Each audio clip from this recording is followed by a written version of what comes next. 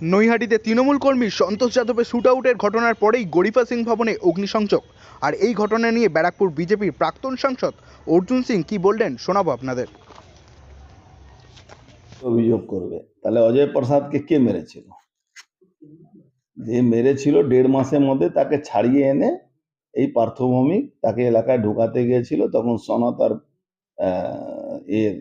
বিষ্ণু অধিকারী টিমের মধ্যে মারামারি হয়েছে, পালাতে হয়েছিল পুলিশকে।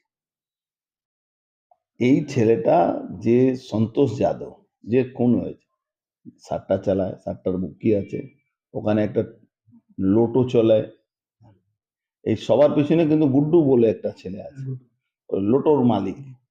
ও পার্থভূমিকে স্পন্সর করে, সনদকে স্পন্সর করে, ওখানে পুরো জায়গাটা সব 2 নম্বরের বিজনেসটা ওটা ক্যাপচার করছে।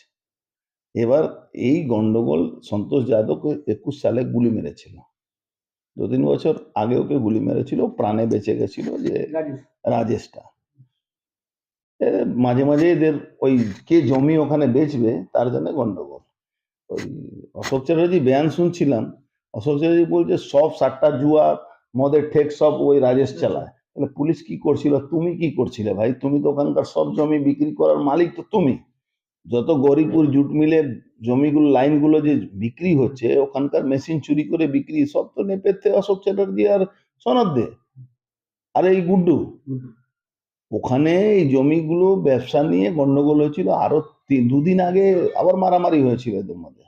মারামারি হওয়ার পরে এদের কি বলা যায়, মারামারি হয়েছিল, মারামারিতে এফআইআর হয়েছে।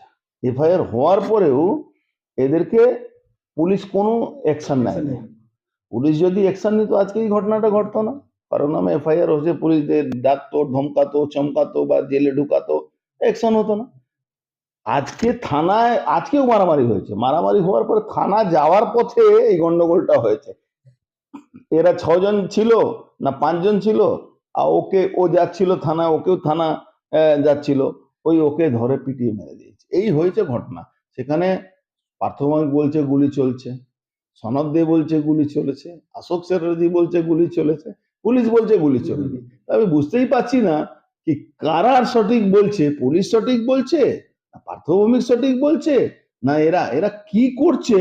সারা বাংলায় তৃণমূলকে খুন করছে, তৃণমূল পুলিশকে খুন করছে, গুন্ডাদেরকে সমর্থন পুলিশ তৃণমূল করছে, যারা পুলিশের উপরে হামলা করে আসামি ছাড়িয়ে নিয়ে চলে যাচ্ছে, পুলিশ তৃণমূলে পঞ্চায়েত প্রধান লোকেরা পুলিশকে মেরে আসামি কেড়ে নিচ্ছে, কাউন্সিলরকে মেরে দিচ্ছে।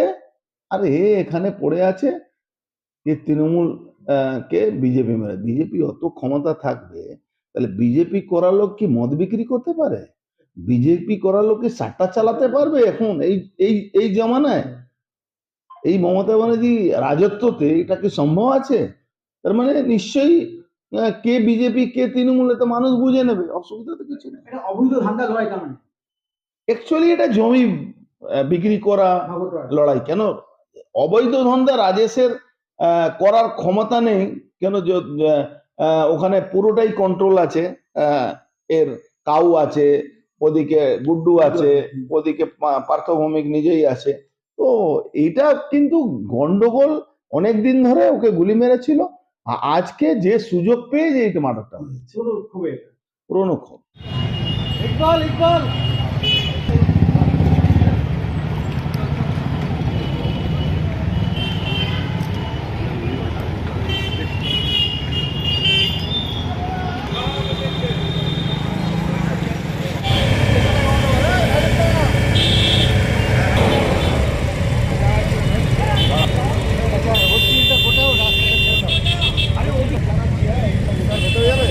প্রেমে দাঁড়াবো।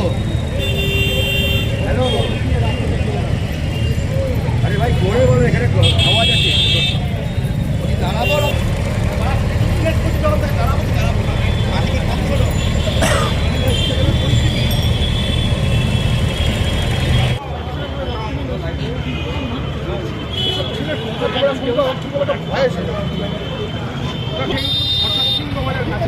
এই মুহূর্তে দেখতেই পাচ্ছেন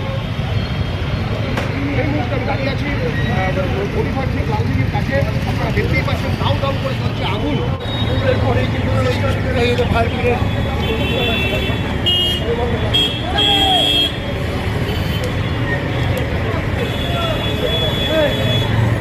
যাবেন